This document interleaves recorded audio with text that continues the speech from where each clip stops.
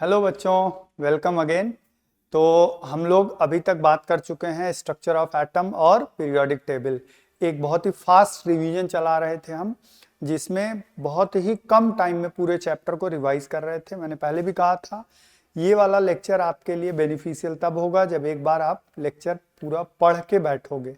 ठीक है, तो चलिए आज एक बहुत ही इंपॉर्टेंट चैप्टर स्टार्ट कर रहे हैं, जो है केमिकल बॉन्डिंग। आपको पता है ये बैकबोन है केमिस्ट्री का, और इसमें इनऑर्गेनिक अगर देखा जाए तो इनऑर्गेनिक में पूरा का पूरा इनऑर्गेनिक इसी पे बेस्ड होता है। ठीक है, तो चलिए फटाफट स्टार्ट कर लेते हैं इसको। सबसे पहले बात करते हैं जनरल इंट्रोडक्शन की केमिकल बॉन्डिंग के अंदर। अब हम फिर से कह रहे हैं कि इसमें जब आप पूरा पढ़ के एक बार बैठोगे तो हमारे साथ जल्दी जल्दी रिकॉल करने में आपको मजा आएगा। ठीक है, चलिए देखा जाए फटाफट इसको। सबसे पहले हम लोग बात करते हैं जनरल इंट्रोडक्शन। केमिकल बॉन्ड होता क्या है? Chemical bond is attractive force that hold two or more atom together in a combined state. एक अट्रैक्टिव फोर्स है जो दो या ज्यादा एटम को साथ में रखता है, इसको हम लोग केमिकल बॉन्ड कहते हैं। और it is union of two or more atom acquire stable inert gas. जब ये अट्रैक्ट हो जाते हैं तो कॉन्फ़िगरेशन क्या हो जाता है? स्टेबल। कॉन्फ़िगरेशन स्टेबल का मतलब नोबल गैस कॉन्फ़िगरेशन NH2NP6 आ जाता है। ठीक है, केमिकल बॉन्डिंग दो तरीके की होती है, strong bond and weak bond. Strong bond को ही हम बच्चों इंटर एटॉमिक बॉन्ड भी कहते हैं। Strong bond also known as inter atomic bond. Inter atomic bond, inter atomic. ये ionic bond, covalent bond, coordinate bond और मेटालिक। मेटालिक बॉन्ड अभी आपको नहीं पढ़ना है इस बार। ठीक है, वीक बॉन्ड जो होते हैं they are intermolecular bond. Weak bonds are intermolecular bond, intermolecular. इसमें हाइड्रोजन बॉन्ड और वंडरवॉल आपको पढ़ना है। ठीक है, तो चलिए फटाफट इसको आगे बढ़ाते हैं। आयनिक बॉन्डिंग, सबसे पहले आयनिक बॉन्ड से शुरू करते हैं। आयनिक बॉन्ड आपको पता है मेटल और नॉन मेटल के बीच में बनता है। आयनिक बॉन्ड बनता है ट्रांसफर ऑफ इलेक्ट्रॉन से। कहां से? मेटल से नॉन मेटल को। मेटल इलेक्ट्रॉन लूज करता है, नॉन मेटल इलेक्ट्रॉन गेन करता है। मेटल इलेक्ट्रॉन लूज करता है मतलब ऑक्सीडाइज होता है, नॉन मेटल इलेक्ट्रॉन गेन करता है मतलब रिड्यूस होता है। इसीलिए आयनिक बॉन्ड फॉर्मेशन को रिडॉक्स रिएक्शन भी कहा जा सकता है। ठीक है, आयनिक बॉन्ड बनाने के लिए इलेक्ट्रोनेगेटिविटी का डिफरेंस ज्यादा होना चाहिए। जितना ज्यादा होगा आयनिक बॉन्ड की स्ट्रेंथ उतनी ज्यादा होगी। आयनिक बॉन्ड को इलेक्ट्रोवैलेंट बॉन्ड भी कहते हैं। आयनिक bond is not possible between similar atom, मतलब दो मेटल मेटल या नॉन मेटल में आयनिक बॉन्ड नहीं बनता है। इलेक्ट्रोपॉजिटिव एटम लूजेज इलेक्ट्रॉन, जो कि ग्रुप 1A से 3A तक या फर्स्ट टू थर्ड ग्रुप कह सकते हो, सॉरी फर्स्ट सेकेंड और 13th ग्रुप कहोगे अगर हम लॉन्ग फॉर्म ऑफ टेबल देखें। इलेक्ट्रोनेगेटिव एटम इलेक्ट्रॉन गेन करता है, जो कि 4th A या 14th से लेके 17th ग्रुप तक कह सकते हो। More the distance between two element in the periodic table more will be the strength of ionic bond. हमने क्या कहा? जितना अच्छा मेटल, जितना अच्छा नॉन मेटल, उतना अच्छा ionic bond. Total number of electron lost or gain by atom is called electrovalency. जो एटम मेटल है जितने लूज करेगा, नॉन मेटल जितने गेन करेगा, वो उसकी इलेक्ट्रोवैलेंसी होती है। Force of attraction is equally non directional, इसलिए आयनिक बॉन्ड को कहते हैं नॉन डायरेक्शनल। भाई चार्ज के बीच इस Na+Cl- इसके बीच, तो ये इनका जो फोर्स ऑफ अट्रैक्शन है वो सारे डायरेक्शन में क्या होगा? इक्वल। इसलिए बॉन्ड का कोई डायरेक्शन नहीं होता है, non directional. Ionic bond 3 dimensional structure, ionic compound 3 dimensional structure में एग्जिस्ट करते हैं, जिसको हम क्रिस्टल लैटिस बोलते हैं। ठीक है, एक और बात समझ लें, आयनिक बॉन्ड बनाने के लिए जितना अच्छा नॉन मेटालिक प्रॉपर्टी होगी और जितनी अच्छी मेटालिक प्रॉपर्टी होगी, वही आयनिक बॉन्ड अच्छा बनाएगा। ठीक है, अब आइए क्रिस्टल लैटिस बनाते हैं। अब आयनिक बॉन्ड में अगली चीज हमारे पास है लैटिस एनर्जी। इंपॉर्टेंट चीज है। लैटिस एनर्जी क्या होता है? जब एक मोल क्रिस्टल लैटिस या एक मोल सॉलिड आयनिक कंपाउंड हम बनाएं, उसके कंस्टिट्यूएंट गैसियस आयन से तो जो एनर्जी रिलीज होती है, इसको हम कहते हैं लैटिस एनर्जी। या दूसरी तरीके से हम बोलें, एक मोल क्रिस्टल लैटिस या सॉलिड आयनिक कंपाउंड को ब्रेक करके उसके कंस्टिट्यूएंट गैसियस आयंस में कन्वर्ट करें, तो जो एनर्जी रिक्वायर्ड होती है that is called lattice energy.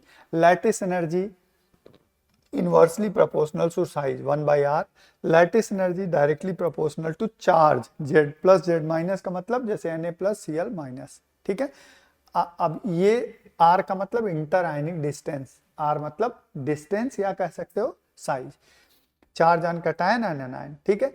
Lattice energy, इसीलिए हम लोग कहते हैं lattice energy directly proportional to charge density, lattice energy directly proportional to charge density.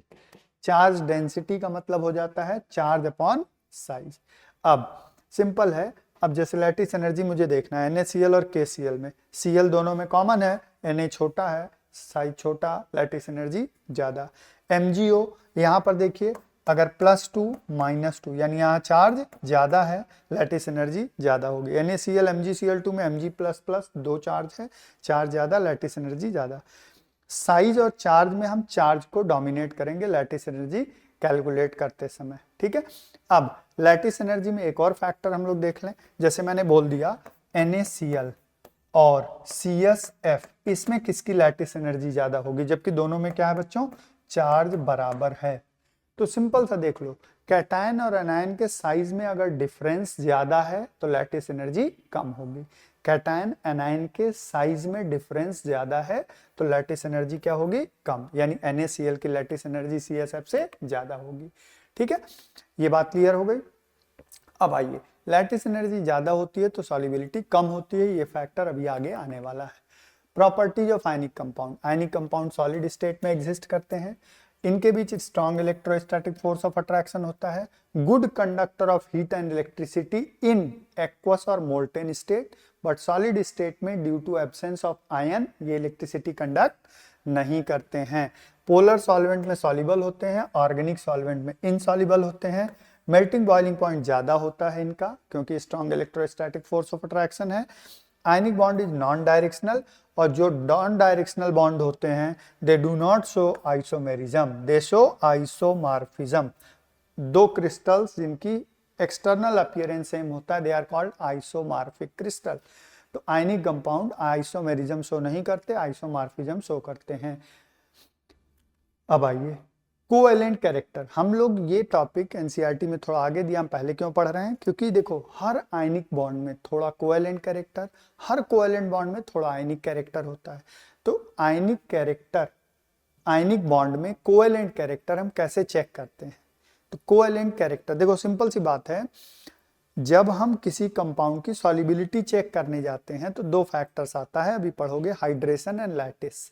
Hydration and lattice दोनों डिपेंड करता है चार्ज डेंसिटी पे। जैसे मैं बोलूं Al3+ और Na+, इसमें किसका हाइड्रेशन एनर्जी ज्यादा है, Al3+ का, किसकी लैटिस एनर्जी ज्यादा है, Al3+ का। हाइड्रेशन और lattice depends on, both depends on the charge density, यानी दोनों फैक्टर सेम।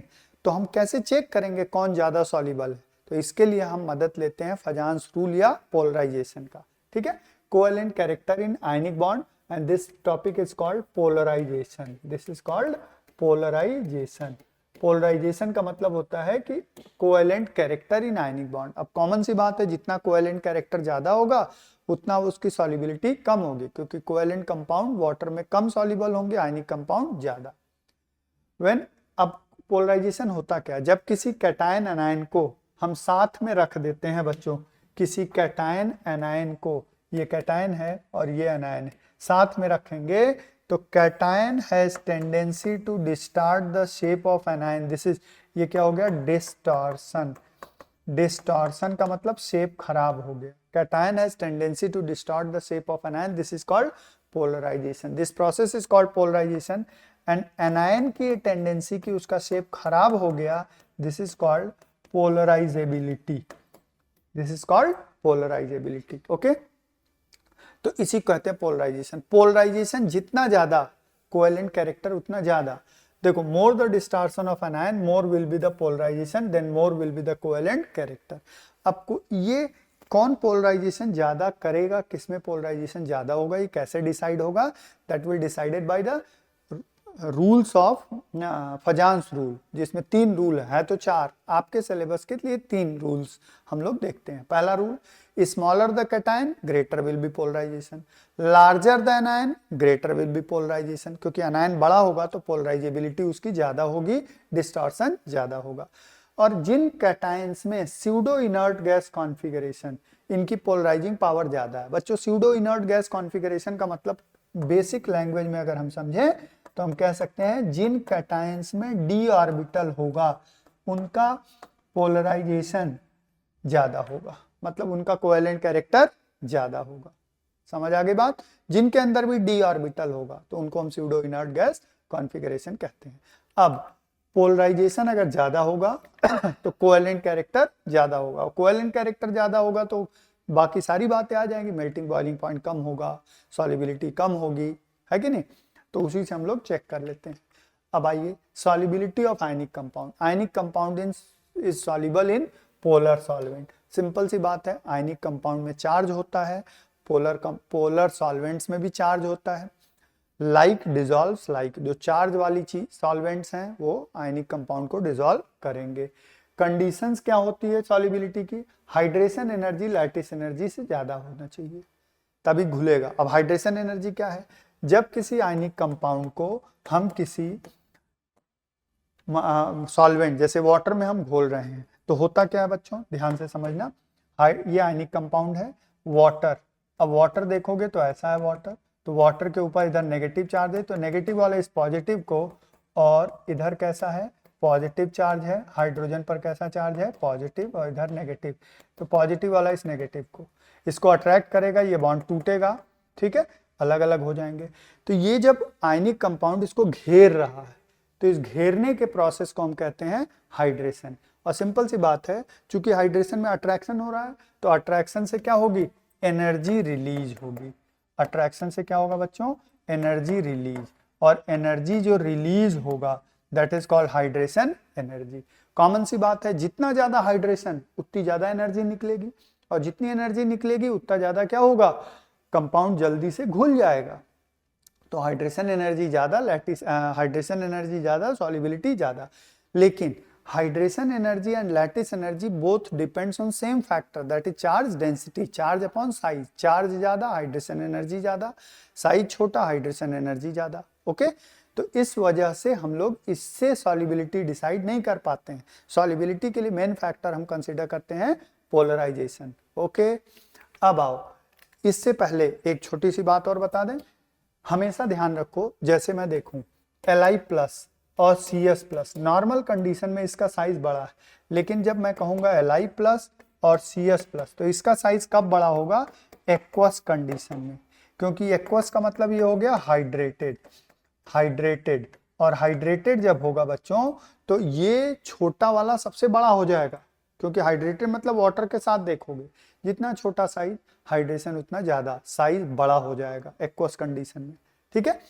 तो ये देखना है कि हाइड्रेटेड आयंस जो सबसे स्मॉलेस्ट आयन होता है वो सबसे बड़ा हो जाता है हाइड्रेटेड कंडीशन में।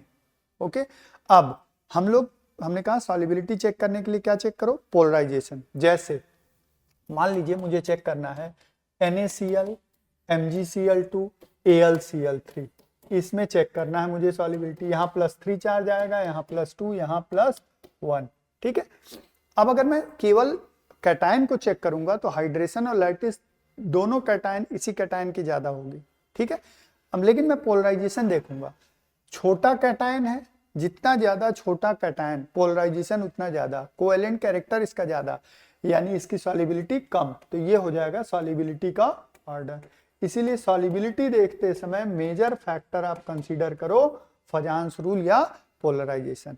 कहाँ कंसीडर करना पड़ेगा, जैसे देखो अब मैंने ले लिया MgO और NaCl, यहां पर लैटिस एनर्जी कंसीडर करो, यहां पोलराइजेशन ना देखो, क्योंकि जब बहुत छोटे कैटायन और बहुत छोटा एनायन होगा तो पोलराइजेशन सिग्निफिकेंट नहीं होगा। इसलिए यहां पर देखो +2 -2, +1 -1, यहां चार्ज ज्यादा है दोनों का, और हमने अभी पढ़ा है lattice energy Q1 Q2 Z+Z- पीछे लिखा था, यानी इसकी लैटिस एनर्जी ज्यादा होगी, सॉल्युबिलिटी कम होगी, यानी ये लैटिस एनर्जी का ऑर्डर हुआ। और ऐसे देखोगे तो किसका ऑर्डर हो जाएगा, सॉल्युबिलिटी का ऑर्डर हो जाएगा, ठीक है बच्चों। चलिए आगे बढ़ते हैं। अब आगे हम लोग किस पे, कोवेलेंट बॉन्ड पे। कोवेलेंट बॉन्ड कब बनता है? जब नॉन मेटल या नॉन मेटल मेटलॉइड आपस में इंटरैक्ट करते हैं तो कोवेलेंट बॉन्ड बनता है। कोवेलेंट बॉन्ड शेयरिंग से बनता है। कोवेलेंट बॉन्ड बनाने के लिए इलेक्ट्रोनेगेटिविटी का डिफरेंस कम होना चाहिए। अगर डिफरेंस थोड़ा ज्यादा है लेकिन 1.9 से कम है, पोलर कोवेलेंट बॉन्ड बनेगा। डिफरेंस 0 है या नेग्लिजिबल है तो नॉन पोलर कोवेलेंट बॉन्ड बनेगा। Generally non polar covalent bond similar atoms के बीच बनेगा। जितने इलेक्ट्रॉन्स की शेयरिंग होती है उस हिसाब से बॉन्ड बनता है। 2 इलेक्ट्रॉन की शेयरिंग सिंगल बॉन्ड, 4 इलेक्ट्रॉन की शेयरिंग डबल बॉन्ड, 6 इलेक्ट्रॉन्स की शेयरिंग ट्रिपल बॉन्ड बनता है। ठीक है। अब कोवेलेंट बॉन्ड के अंदर मैंने बता दिया polar and non polar. Polar का मतलब होता है इलेक्ट्रॉन एक तरफ शिफ्टेड हो, जैसे ये भी एक कोवेलेंट बॉन्ड है लेकिन इसमें इलेक्ट्रॉन किधर शिफ्टेड होगा? क्लोरीन की तरफ शिफ्टेड होगा क्योंकि इसकी इलेक्ट्रोनेगेटिविटी ज्यादा है। लेकिन है ये कौन सा बॉन्ड? Covalent bond. तो ऐसे बॉन्ड को हम लोग पोलर कोवेलेंट बॉन्ड कहते हैं। ये सेम एटम है तो कैसा बॉन्ड है? Non polar covalent bond. Okay. Lewis dot structure की बात करें तो लुईस डॉट स्ट्रक्चर वैसे तो बनाना आना चाहिए, लेकिन ज्यादातर में याद रखना कि जो स्ट्रक्चर्स आए हैं प्रीवियस ईयर्स में 30-35 सालों में, वो चेक करके उनके स्ट्रक्चर को याद रखो। वैसे तो इसका प्रॉपर रूल है बनाने का, लेकिन वो उतना टाइम नहीं होता नीट में, तो याद रखो, ज्यादा अच्छा रहेगा। लर्न, इस टाइम पे लर्न करना ज्यादा अच्छा है, अच्छा है, ये बात याद रखो। वैसे तो हमें पूरा बनाना आना चाहिए लेकिन वो क्लास में हम लोग सिखाते हैं जब टाइम होता है। अभी सिर्फ रिवाइज करना है तो हमें याद रहे तो ज्यादा अच्छा। जैसे मुझे HNO3 का लुईस डॉट स्ट्रक्चर बनाना है तो मैं देखूंगा HNO3, पहले स्केलेटल स्ट्रक्चर बनाऊंगा NOOOH। ये कैसे बना स्केलेटल? इसका भी रूल होता है। स्केलेटल बनाया, अब मैं काउंट करूंगा सारे एटम का valence electron, valence electron count करूंगा तो कितने होंगे इसमें? 6, 6 त्रिक 18, 18 और 5 23 और 1 24, वैलेंस इलेक्ट्रॉन 24 होंगे। ऑक्टेट के इलेक्ट्रॉन को मैं काउंट करूंगा, ऑक्टेट या ड्यूप्लेट के इलेक्ट्रॉन को। तो देखो ये ऑक्टेट पूरा करेगा, ये ऑक्टेट, 4 लोग ऑक्टेट पूरा करेंगे तो कितना हो जाएगा? 8 चौक 32 और एक डुप्लेट पूरा करेगा 32 और 2 34, 34 इलेक्ट्रॉन ऑक्टेट या डुप्लेट में। तो ये रूल, यही हमने कहा ये रूल होता है, लेकिन इतना आपको याद नहीं, हम रूल बता रहे हैं, आपको सीधा स्ट्रक्चर याद रखना है। शेयरिंग वाले कितने इलेक्ट्रॉन बचेंगे? 34 - 24, 10 इलेक्ट्रॉन बचेंगे, इन्हीं की शेयरिंग होगी। अब 10 की शेयरिंग में पहले तो आपको यहाँ सिंगल सिंगल मतलब 4 इलेक्ट्रॉन शेयर हो गए। अब कितने बचे? 6, 6 में 4 एक तरफ करिए, 2 एक तरफ करिए। तो 2 एक तरफ करने के बाद आपको क्या करना होता है? हम लोग जितने इलेक्ट्रॉन ऑक्टेट में कमी है उतने इलेक्ट्रॉन बना देते हैं। तो देखो ऑक्सीजन के पास 6 वैलेंस होते हैं और 6 के 6 बने हैं, यानी ये कौन सा बॉन्ड है? कोऑर्डिनेट बॉन्ड है। ठीक है। तो ये अब जो लोग हमने फिर कहा पढ़े होंगे उनको बहुत बेसिक से समझ में आ जाएगा, नहीं तो स्ट्रक्चर याद रखो। ठीक है। ये हो गया लुईस डॉट स्ट्रक्चर। अब आइए कोऑर्डिनेट बॉन्ड, जो अभी हम लोगों ने डिस्कस किया था कि coordinate bond, actually covalent bond में क्या होता है? 2 एटम है, 2 एटम के बीच का इलेक्ट्रॉन, जैसे एक एटम A है, एक एटम B है, एक इलेक्ट्रॉन A का है, एक इलेक्ट्रॉन B का है। ठीक है। तो 2 एटम है, यहाँ पर 2 एटम, दोनों ने एक एक इलेक्ट्रॉन अपना अपना दिया, शेयरिंग की, तो इस बॉन्ड को कहोगे कोवेलेंट बॉन्ड। लेकिन अगर ऐसा केस आ जाए A है और B है, शेयर होने वाला दोनों इलेक्ट्रॉन किसका है? A का है। तो जब शेयर वाला इलेक्ट्रॉन बॉन्डेड एटम, 2 एटम के बीच में जो इलेक्ट्रॉन है वो सिर्फ एक ही एटम का हो तो ऐसे को हम कहते हैं कोऑर्डिनेट बॉन्ड। ठीक है।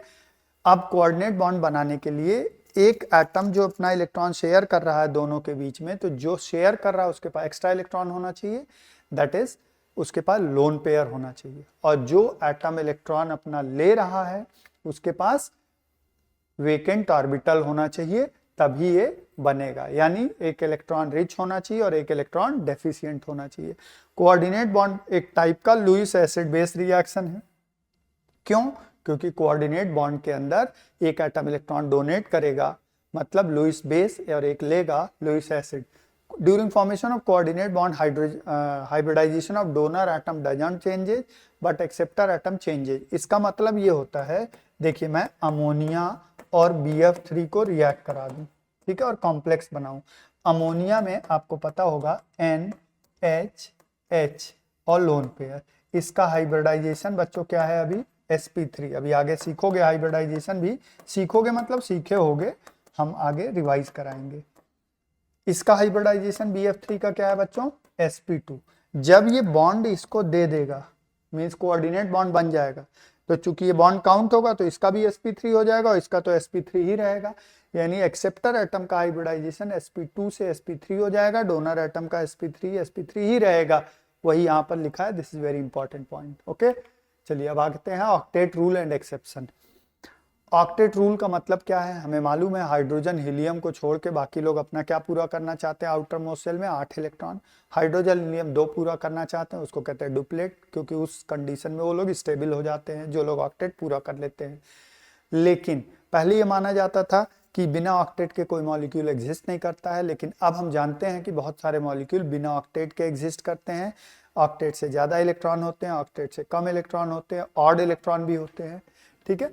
तो tendency of an atom to have 8 electron in the outermost shell in Lewis octet rule, इसी को कहते हैं ऑक्टेट रूल।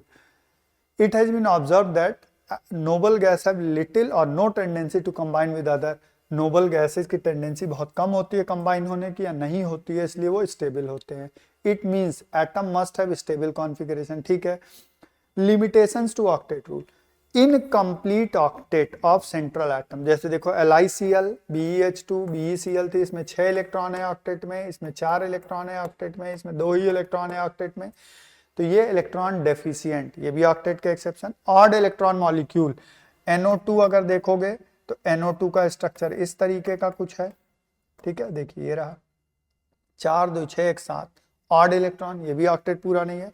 एक्सपेंडेड और सुपर ऑक्टेट मॉलिक्यूल, जैसे इसमें देखिए 5 इलेक्ट्रॉन है, 10 इलेक्ट्रॉन है, 5 फास्फोरस के पास है, टोटल कितने हो जाएंगे 10 इलेक्ट्रॉन, यहाँ 12 इलेक्ट्रॉन, यहाँ पर भी 12 इलेक्ट्रॉन, तो एक्सपेंडेड ऑक्टेट है। Other drawbacks of the theory HCF2, ये लोग भी ऑक्टेट को एक्सेप्शन दिखा रहे हैं, तो यानी odd electron molecule, expanded octet, deficient octet, ये लोग क्या कर रहे हैं, ऑक्टेट रूल को फॉलो नहीं कर रहे हैं, फिर भी एग्जिस्ट कर रहे हैं, तो they are exception to octet rule. अब आइए फॉर्मल चार्ज। फॉर्मल चार्ज हमें पता होना चाहिए। फॉर्मल चार्ज में हम क्या कहते हैं, हम ऐसे कहते हैं, जैसे मान लीजिए ओजोन है, यही एग्जाम्पल इसलिए यहाँ दे रहा हूँ कि NCERT का एग्जाम्पल है, ये पूछा गया है आपसे, तो ये भी समझ लीजिए फटाफट। ये है ओजोन, ठीक है। अब ये है, इसमें हर ऑक्सीजन पे फॉर्मल चार्ज हमें निकालना होता है, तो बेसिक तो पॉइंट अभी तक हमें याद हो जाना चाहिए। अगर मैं देखूं ऑक्सीजन अगर डबल बॉन्डेड है तो यानी इस पे फॉर्मल चार्ज 0 आएगा, इस पे, इसकी वजह से इस पे फॉर्मल चार्ज 0 आएगा, लेकिन इसकी वजह से एक कोऑर्डिनेट बॉन्ड है तो इस पे -1 आएगा और इस पे +1 आएगा। ये कैलकुलेट भी हम लोग कर सकते हैं। फॉर्मल चार्ज हम कैलकुलेट कैसे करते हैं, फॉर्मल चार्ज हम कैलकुलेट करते हैं जिसका फॉर्मल चार्ज निकालना हो, वैलेंस इलेक्ट्रॉन। वैलेंस इलेक्ट्रॉन, सबसे पहले तो हम क्या देख लेते हैं, valence electron. Valence electron plus हम क्या लिखते हैं, number of electron in lone pair. Number of electron मतलब जैसे लोन पेयर यहाँ है 2, लेकिन 4 इलेक्ट्रॉन है, सॉरी माइनस है यहाँ, minus half into number of electron in bond pair. इससे हम सीधा निकाल लेते हैं फॉर्मल चार्ज। लेकिन ये जरूरत नहीं है, ऐसे ही याद रह, ऐसे ही समझे रहोगे ज्यादा याद रहेगा। जैसे हाइड्रोजन, कभी उस पर फॉर्मल चार्ज नहीं आता है। फॉर्मल चार्ज के बारे में समझ लो, किसी एटम पर जैसे मान लीजिए CO3 2- है, इसका मतलब है जब कार्बन और तीनों ऑक्सीजन पर आप चार्ज निकालोगे अलग अलग, उनको जोड़ोगे तो -2 आएगा। यानी total charge on the species is sum of formal charges on the atom. सारे एटम के फॉर्मल चार्जेस को जोड़ देते हैं तो जो टोटल चार्ज आएगा वही यहाँ लिखा होता है। और चार्ज ज्यादा तो स्टेबिलिटी कम, यानी हम कह सकते हैं फॉर्मल चार्ज ज्यादा तो स्टेबिलिटी कम। ओके, अब हम एक बड़े इंपॉर्टेंट पॉइंट पे आ गए, दिस इज VSEPR थियरी। अब आप ये समझिए, लुईस डॉट स्ट्रक्चर से बच्चों हमें ये पता चला कि मॉलिक्यूल कैसे स्ट्रक्चर बनाएगा, लेकिन एग्जैक्ट शेप, ज्योमेट्री, एंगल, ये सब हमें नहीं पता चला। किससे? लुईस डॉट स्ट्रक्चर से। उसके लिए क्या आया? VSEPR theory, valence shell electron pair repulsion theory. अब इस थियरी में बच्चों नाम से ही आपको पता चल जाएगा कि इस थियरी में क्या कहा गया है। Valence shell electron pair repulsion, यानी वैलेंस सेल में जो इलेक्ट्रॉन है उनके बीच में जो रिपल्सन हो रहा है, जिससे बॉन्ड बन रहा है, उसी पर ये पूरी थियरी है। ये बेसिकली किस लिए आता है?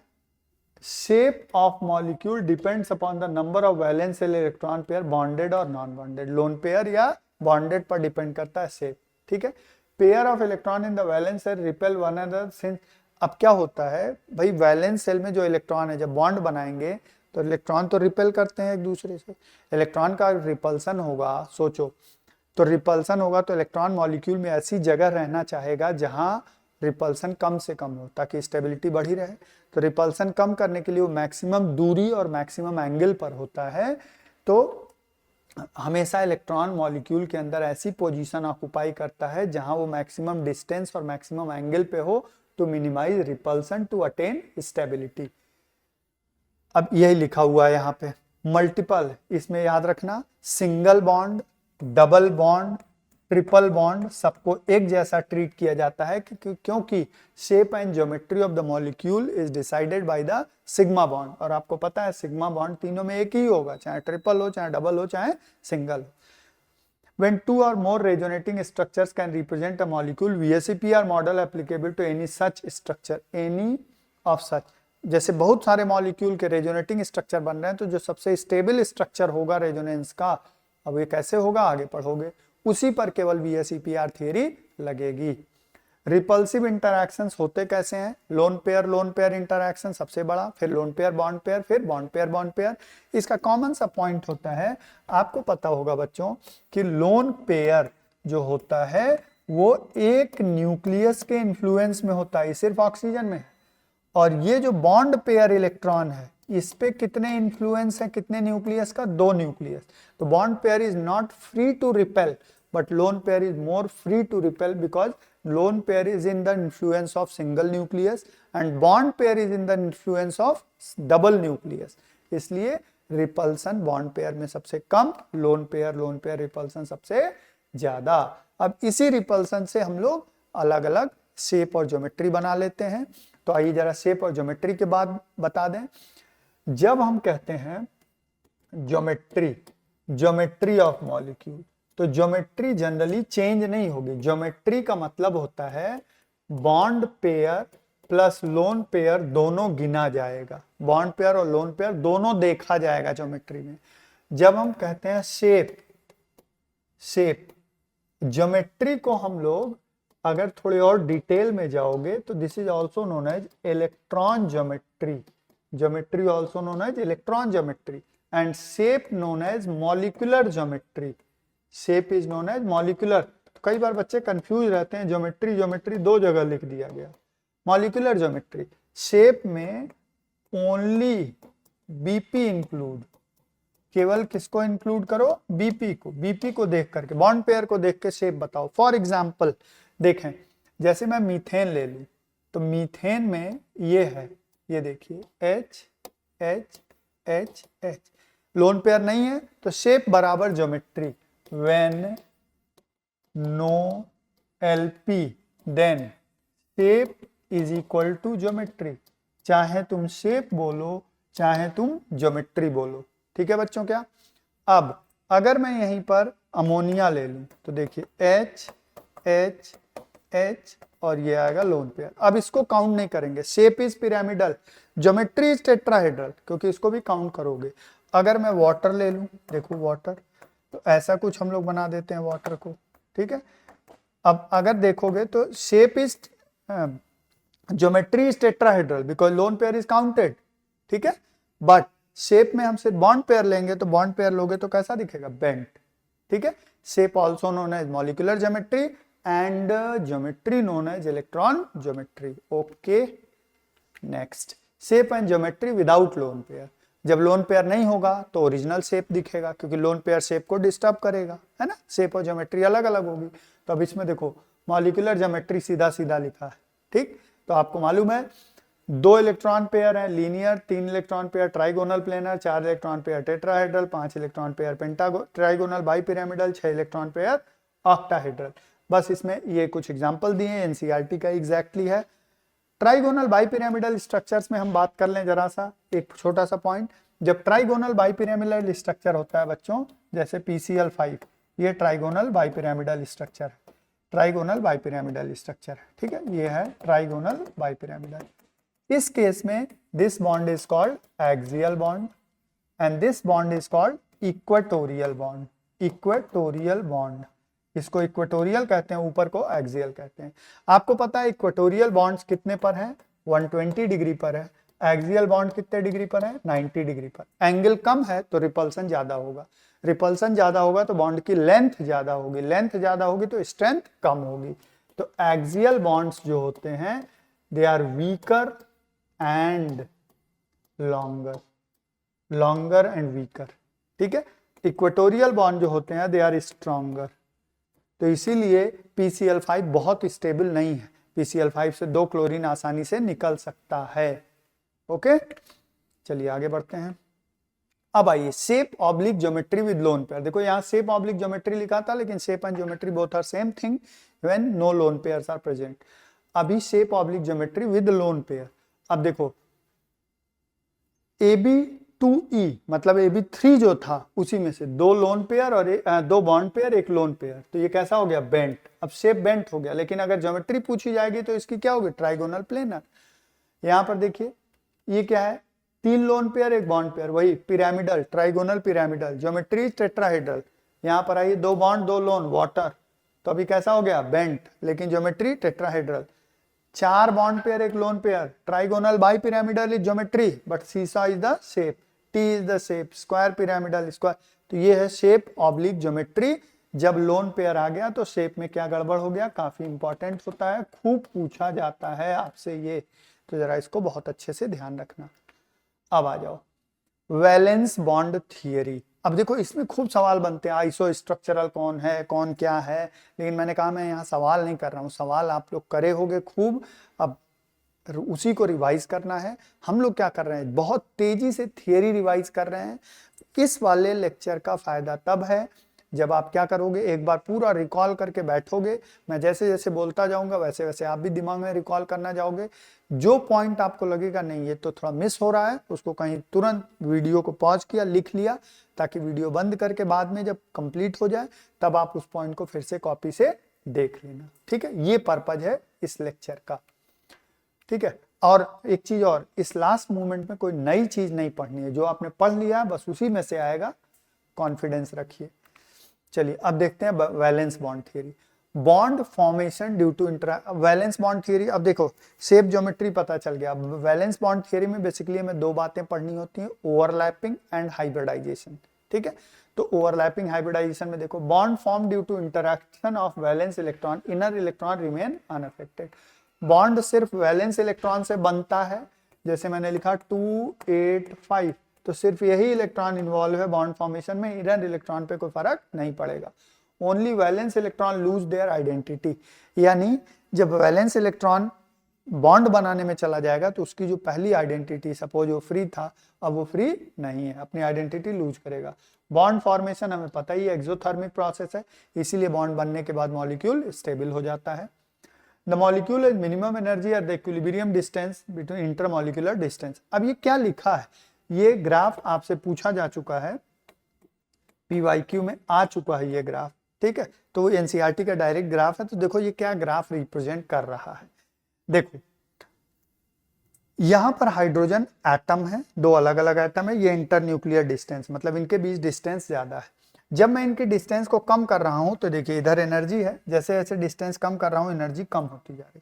अब यहाँ पे मैंने इतनी कम कर दिया कि इसका ये क्या बन गया, यहाँ पर H2 बन गया बच्चों, हाइड्रोजन मॉलिक्यूल, मॉलिक्यूल बन गया। तो वही इक्विलिब्रियम डिस्टेंस जो लिखा है, एकदम कम हो गई डिस्टेंस।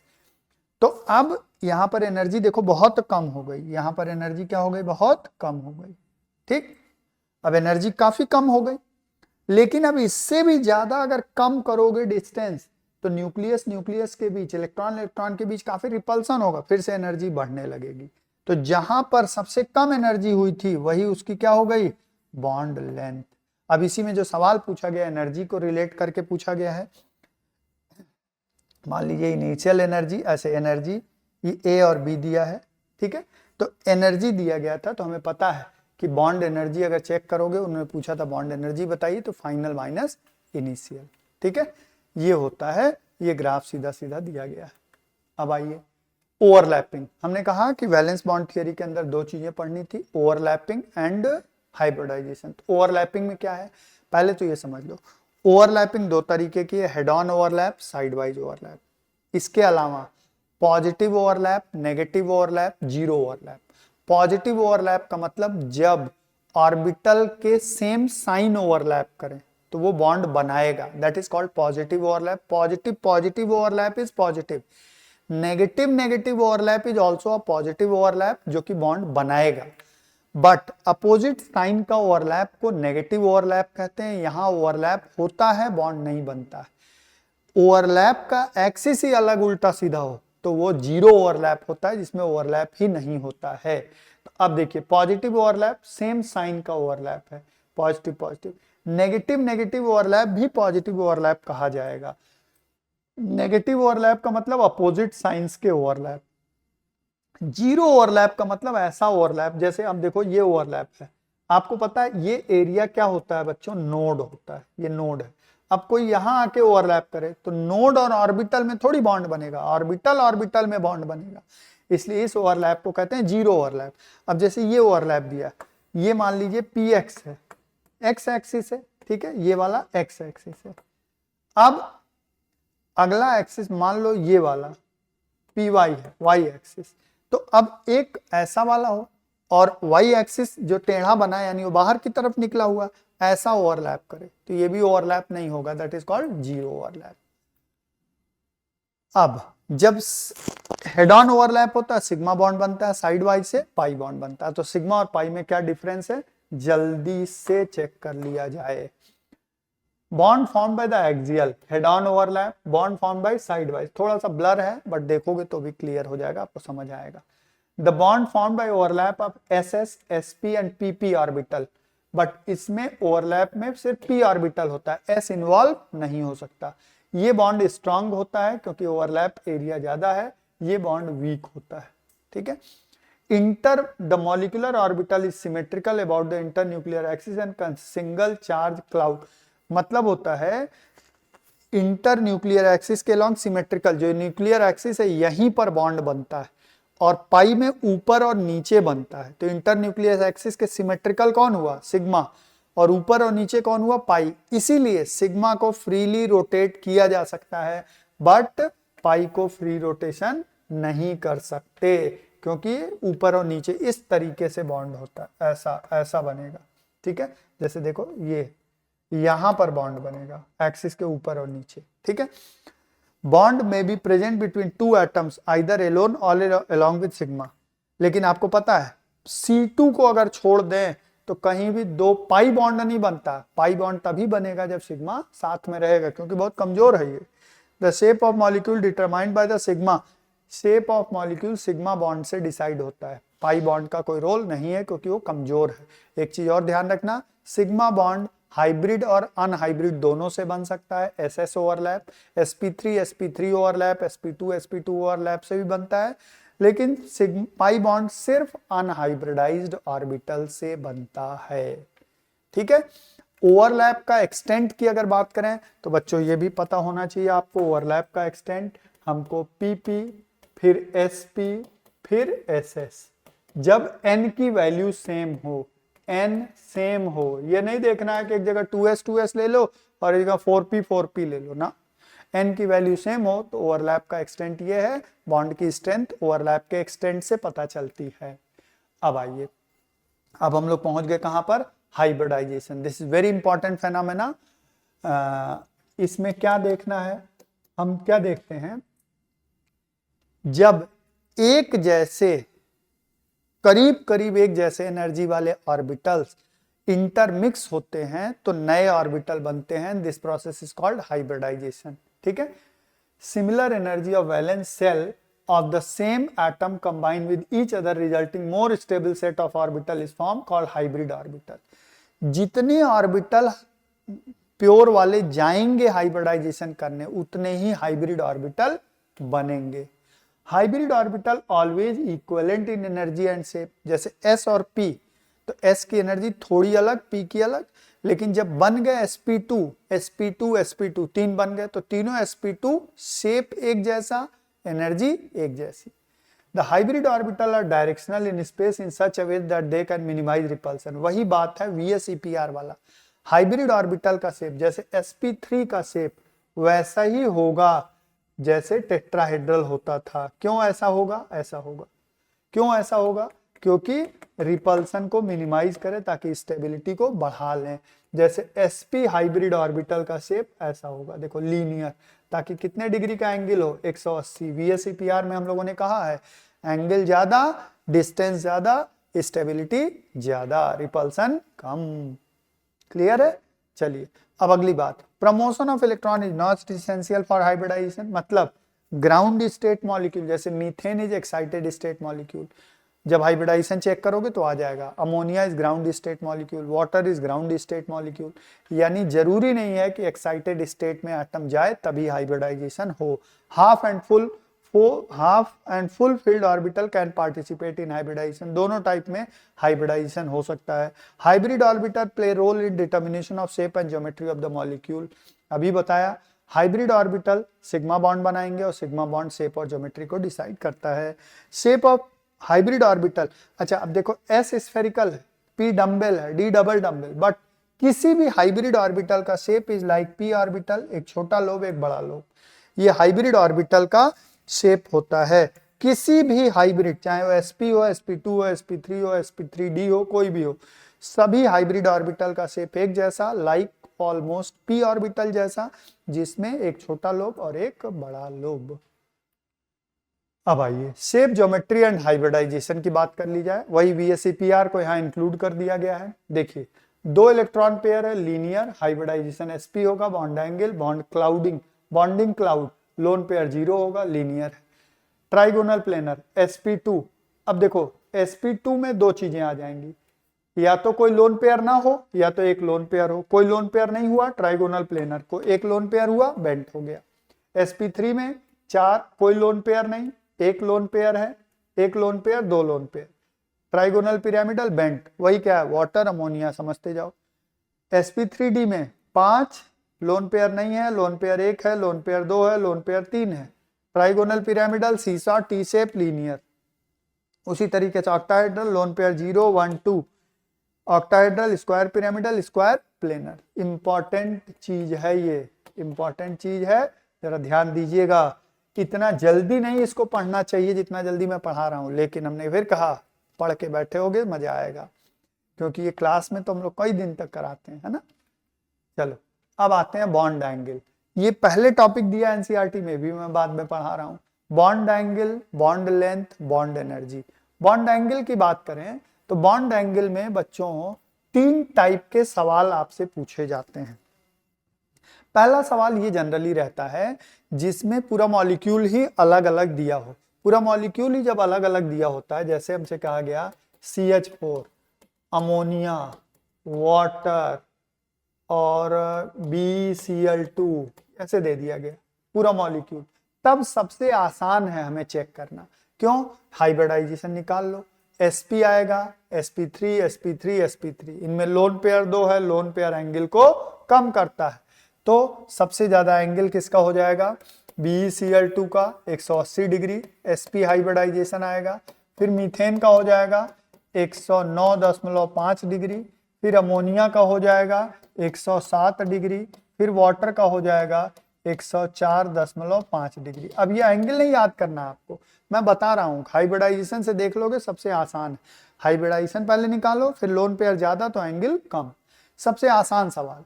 टाइप 2 सवाल ऐसे आता है, जैसे हमसे कह दिया गया NH3 PH3 ASH3 SbH3, इसको चेक कर लिया जाए।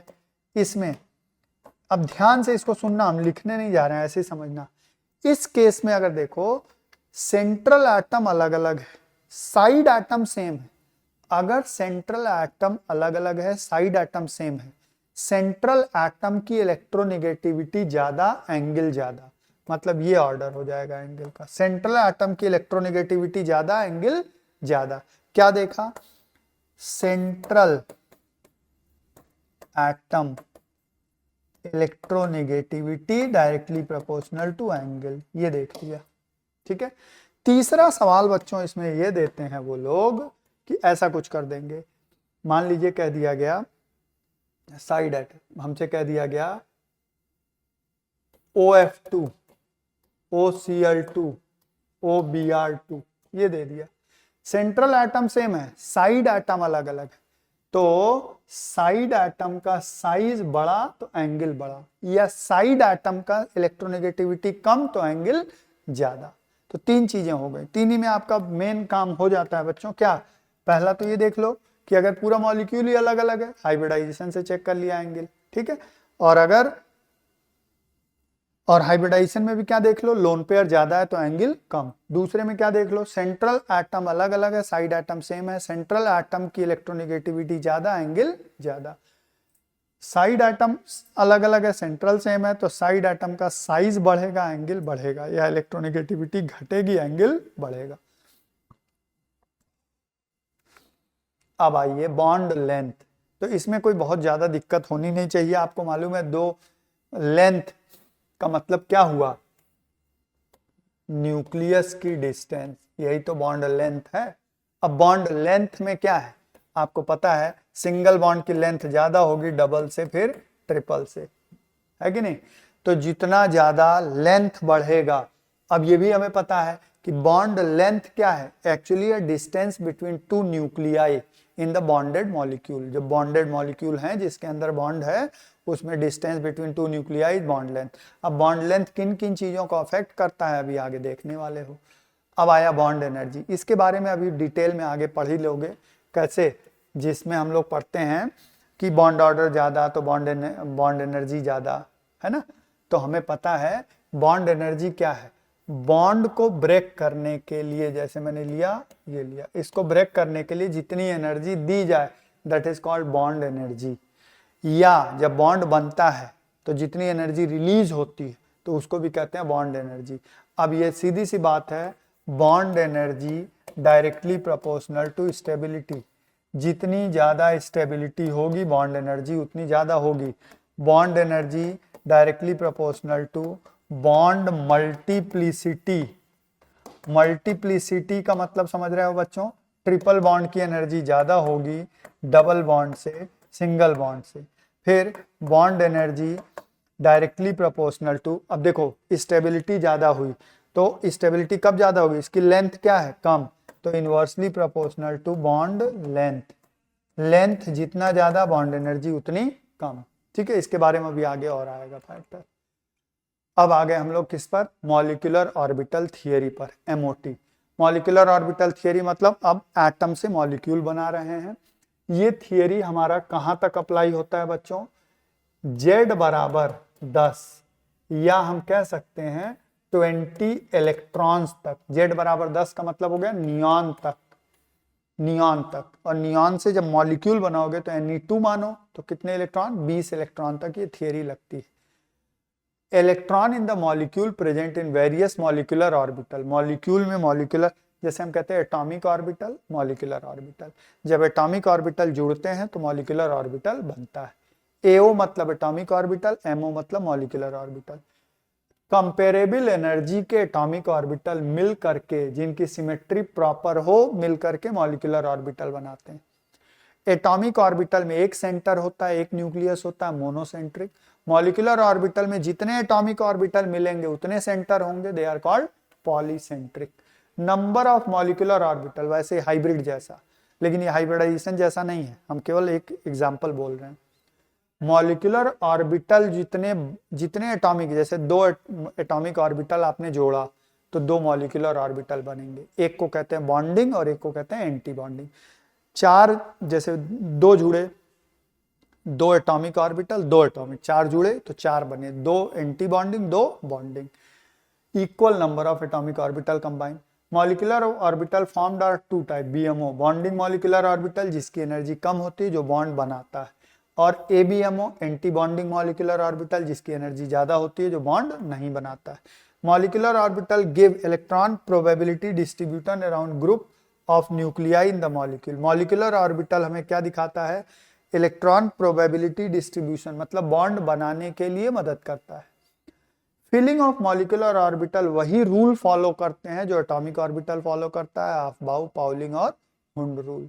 ठीक है, मॉलिक्यूलर ऑर्बिटल का फॉर्मेशन LCAO मेथड फॉलो करता है बच्चों। This is called linear combination of atomic orbital. ये मेथड इसलिए दिया गया है कि मॉलिक्यूलर ऑर्बिटल के लिए श्रोडिंगर वेव इक्वेशन सॉल्व करना it's very complicated, because Schrodinger wave equation is one of the most complicated equation in the world. इसलिए इसके लिए सॉल्व करना पॉसिबल नहीं है, इसलिए इसके लिए क्या मेथड दिया गया है, LCAO मेथड। ठीक है, अब आते हैं मॉलिक्यूलर ऑर्बिटल जब बनते हैं, देखो सिग्मा 2pz, सिग्मा 2, चूंकि 2pz जेड को इंटर न्यूक्लियर एक्सिस माना गया है, तो सिग्मा 2pz क्या बनाया, सिग्मा स्टार 2pz और sigma 2pz bonding molecular orbital बच्चों, और एंटी बॉन्डिंग, ये क्या हो गया बॉन्डिंग मॉलिक्यूलर ऑर्बिटल, और ये क्या हो गया एंटी बॉन्डिंग मॉलिक्यूलर ऑर्बिटल। ठीक है, एबीएमओ, इसकी एनर्जी ज्यादा। 2px ये क्या हो गया एबीएमओ, स्टार में एबीएमओ, ये बॉन्डिंग। ठीक है, 2py स्टार वाला और बॉन्डिंग वाला।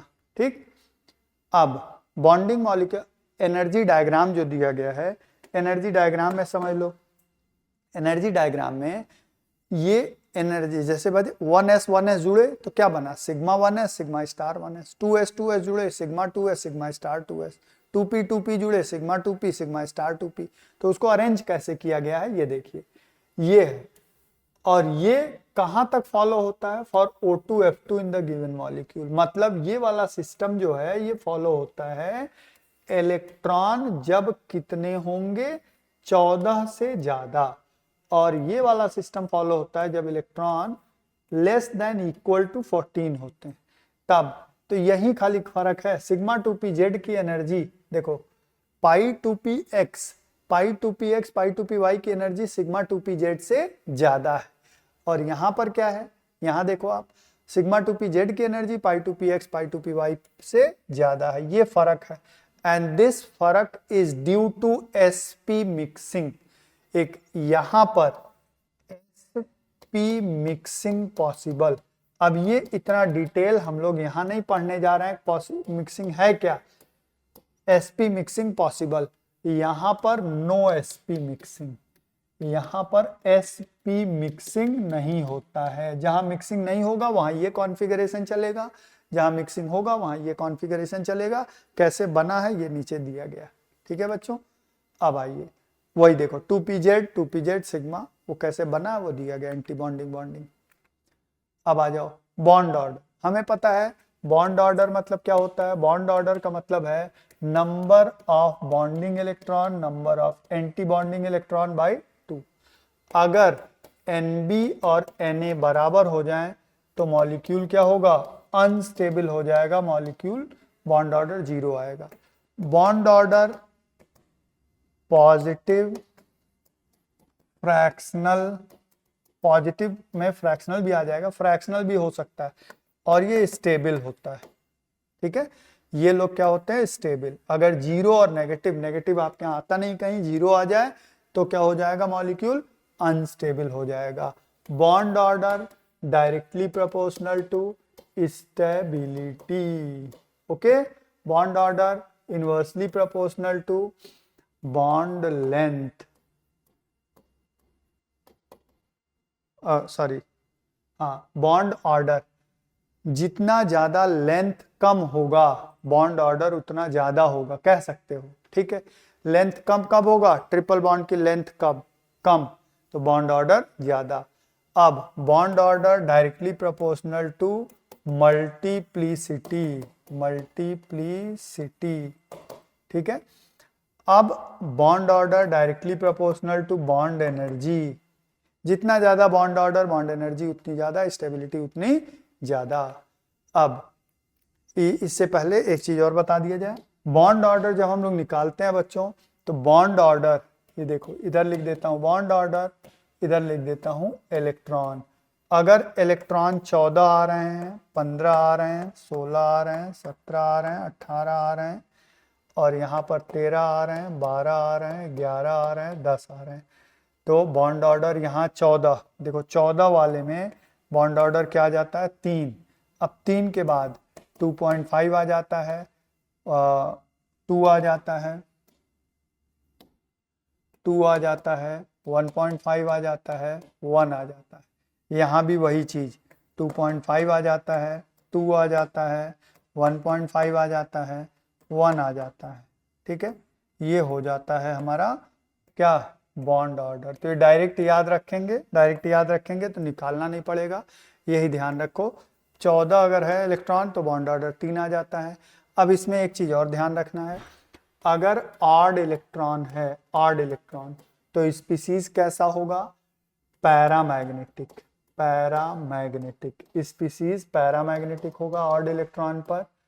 एक्सेप्शन इसका क्या होता है, एक्सेप्ट 10 एंड 16, B2 बोरॉन और O2 ऑक्सीजन, ये ऑड होने के बाद भी पैरामैग्नेटिक होते हैं।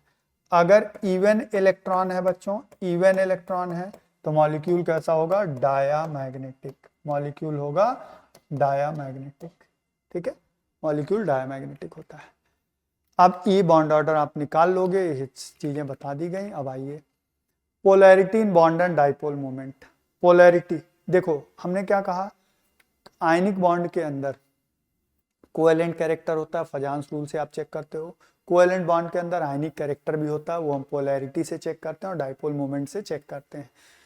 In reality, no bond or a compound is either completely covalent or completely ionic. सभी covalent में थोड़ा ionic कैरेक्टर, सभी ionic में थोड़ा covalent कैरेक्टर। डाइपोल मोमेंट क्या होता है, डाइपोल मोमेंट होता है Q इंटू R, देखो ये रहा Q इंटू R, D या R को डाइपोल मोमेंट है, charge on either atom bonded molecule के, और डिस्टेंस बिटवीन टू न्यूक्लियाई, दो न्यूक्लियस का डिस्टेंस और किसी एटम पर्टिकुलर पर चार्ज, इसको हम कहते हैं डाइपोल मोमेंट। प्रोडक्ट को, इसको हम डिबाई यूनिट से दिखाते हैं, ठीक है। एक डिबाई बराबर इतना सेंट कूलम मीटर है, ये कूलम और मीटर है। जब हम जनरली ये यूनिट यूज करते हैं 1 × 10⁻18 ESU सेंटीमीटर। डाइपोल मोमेंट एक वेक्टर क्वांटिटी है जिसमें मैग्नीट्यूड और डायरेक्शन दोनों है।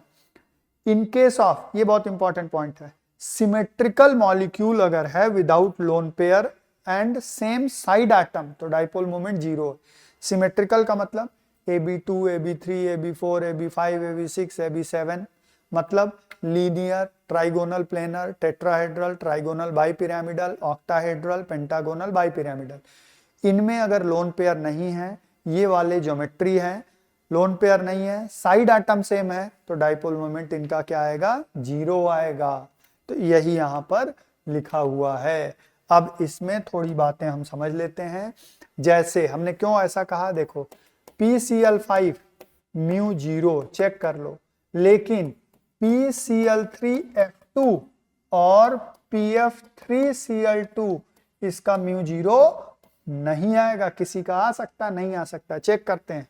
देखिए P हमें पता है एक्सिस पर इलेक्ट्रोनेगेटिव एटम होता है, इक्वेटर पर कम इलेक्ट्रोनेगेटिव एटम होता है, दिस इज कॉल्ड क्या, बेंट्स रूल। लेकिन एनसीईआरटी की बात ये नहीं है बच्चों। अब आओ, इनका इधर की तरफ डायरेक्शन, इनका इधर की तरफ डायरेक्शन, इनका इधर की तरफ डायरेक्शन, इन दोनों का रिजल्टेंट इधर कैंसिल हो गया, और ये इधर क्या हो गया, कैंसिल हो गया। म्यू क्या आ गया, 0। लेकिन यहीं बगल में अगर मैं बनाता हूं, अब देखो F और एक F, PF3, और यहाँ Cl, यहाँ Cl, ऐसा बनाता हूं बच्चों, तो देखो ये और ये और ये, इनका रिजल्टेंट तो इधर आएगा, लेकिन ये रिजल्टेंट इसके साथ कैंसिल नहीं होगा। ऊपर नीचे का भले कैंसिल हो जाए, लेकिन ये कैंसिल नहीं होगा, यानी इनका μ0 नहीं आएगा, यानी साइड एटम सेम है, लोन पेयर नहीं है, तभी 0 हो सकता है। ठीक है बच्चों, अब आ जाते हैं नेक्स्ट पॉइंट पे, जरा बात करते हैं। एक चीज और समझ लो, NH3 वर्सेस NF3, इलेक्ट्रोनेगेटिविटी इनकी ज्यादा है, डाइपोल मोमेंट इनका ज्यादा है। देख लीजिए क्यों। NH3, ये देखिए H H और H, NF3 ये देखिए F F और F। अब कॉमन सी बात है बच्चों, अगर देखोगे इनका डायरेक्शन इधर की तरफ होगा, मतलब काफी डाइपोल कैंसिल होगा। लोन पेयर का direction away from the atom होता है, इनका इधर की तरफ होगा, इन लोगों का भी इधर की तरफ होगा, क्योंकि नाइट्रोजन की इलेक्ट्रोनेगेटिविटी ज्यादा है। तो यहां पर μ0 नहीं होगा, यहां पर भी μ0 नहीं होगा, लेकिन इसका म्यू क्या होगा, ज्यादा होगा। क्यों ज्यादा होगा, क्योंकि सारे डाइपोल मोमेंट, सारे वेक्टर जुड़ रहे हैं। ठीक है, तो इस तरीके से डाइपोल मोमेंट हम लोग देखते हैं। अगर सिस का डाइपोल मोमेंट जनरली क्या होता है, ट्रांस से ज्यादा, जनरली ट्रांस से ज्यादा होता है। क्या मतलब है, when inductive properties of groups are same, electron लेने और देने की टेंडेंसी सेम हो जो ग्रुप लगे हैं, तब सिस्ट का ट्रांस से ज्यादा होगा। लेकिन ट्रांस का ज्यादा हो जाएगा डाइपोल मोमेंट कब, सिस से रिवर्स अगर हो जाए, इंडक्टिव प्रॉपर्टी अगर अलग अलग हो जाए तो ट्रांस का डाइपोल मोमेंट ज्यादा हो जाएगा सिस से। और डाइपोल मोमेंट कई सारे फैक्टर्स को डिसाइड करता है बच्चों। चले आगे, अब आते हैं हम लोग आखिरी topic of chemical bonding, that is hydrogen bonding.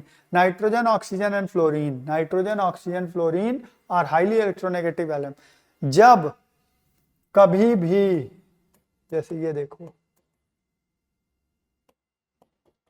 ऐसा, हाइड्रोजन दो इलेक्ट्रोनेगेटिव एटम के बीच आ जाए, एक तरफ कोवेलेंट बॉन्ड बनाओ एक तरफ ना हो, तो ये बन गया हाइड्रोजन बॉन्ड। और ये हाइड्रोजन बॉन्ड जो है, ये हाइड्रोजन बॉन्ड कौन बनाएगा, नाइट्रोजन ऑक्सीजन और फ्लोरीन। कुछ केसेस में क्लोरीन और कार्बन भी बनाते हैं, लेकिन वो आपके एनसीईआरटी में नहीं दिए हैं। तो नाइट्रोजन ऑक्सीजन के बीच में हाइड्रोजन आ गया, हाइड्रोजन बॉन्ड बन गया। हाइड्रोजन बॉन्ड कैसा बॉन्ड है, तो एक तरीके का हाइड्रोजन बॉन्ड वैसे तो वीक है, but this bond is more closer to ionic bond in the character, because ये देखिए इस पे नेगेटिव इस पे positive, there is electrostatic interaction, coulombic interaction होता है, इसलिए they are more closer to ionic, they are weaker than covalent bond, but in character wise, in case of character अगर चेक करोगे तो आयनिक बॉन्ड में भी प्लस माइनस का attraction है, कोवेलेंट बॉन्ड में भी अट्रैक्शन ही होता है, they are more closer to ionic bond. अब condition required for the hydrogen bond, molecule should have more electronegative atom, ये होना चाहिए, and size of electronegative atom should be smaller, lone pair should present on electronegative, ये भी बहुत important condition है, बिना lone pair के हाइड्रोजन बॉन्डिंग पॉसिबल नहीं है। Magnitude of hydrogen bonding depends on the physical state of the compound, hydrogen bonding in maximum in solid state and minimum in gaseous state, maximum in solid state, minimum in gaseous state। Next point पे, hydrogen bonding दो तरीके का होता है, intramolecular and intermolecular. Intramolecular का मतलब है, intramolecular मतलब विद इन, एक ही मॉलिक्यूल के अंदर, विद इन मॉलिक्यूल, जैसे ऑर्थोहाइड्राइड, देखो एक ही मॉलिक्यूल में सैलिसैल्डिहाइड, ऑर्थोहाइड्रोक्सी बेंजल्डिहाइड, या इसी को हम लोग बोलते हैं सैलिसैल्डिहाइड, ऑर्थोनाइट्रोफिनॉल, ये इंट्रामॉलिक्यूलर है। इंटरमॉलिक्यूलर, इंटर का मतलब होता है बिटवीन, दो अलग अलग मॉलिक्यूल के अंदर, बिटवीन। इंटरमॉलिक्यूलर हाइड्रोजन बॉन्ड, याद रखो अगर किसी ने इंट्रा बना लिया है तो वो इंटर नहीं बनाएगा। Intramolecular hydrogen bond boiling point और सॉल्युबिलिटी को घटाएगा, क्योंकि इंट्रा बन गया तो इंटर बनेगा नहीं, तो पहले ही वो वोलेटाइल रहेगा। Intermolecular hydrogen bond, inter between वाला, सॉल्युबिलिटी और बॉइलिंग पॉइंट को बढ़ाता है, क्योंकि ये कई सारे जुड़ जाएंगे तो बॉयल करना कठिन होगा।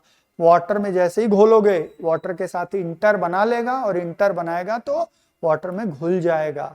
तो यानी हाइड्रोजन बॉन्डिंग स्टेट्स को बदल देता है। एक और चीज समझ लो, एक बार सवाल पूछा गया है KHF2 is possible but not KHCl2, ये पॉसिबल नहीं है इसलिए क्योंकि देखो HF इतना तगड़ा हाइड्रोजन बॉन्ड बना लेता है H2F2, डाइमर बना लेता है, और H2F2 जब बन जाता है, जब इससे K रिएक्ट करेगा तो एक हाइड्रोजन हट के KHF2 बना सकता है, K प्लस और HF2 माइनस, लेकिन ऐसा HCl के साथ नहीं हो सकता, इसलिए KHCl2 not possible, KHF2 possible due to formation of hydrogen bonding. ठीक है, तो ये बहुत इंपॉर्टेंट चैप्टर हम लोग ने खत्म किया। मिलते हैं अगले लेक्चर में, पढ़ाई करते रहिए जम करके। Thank you so much.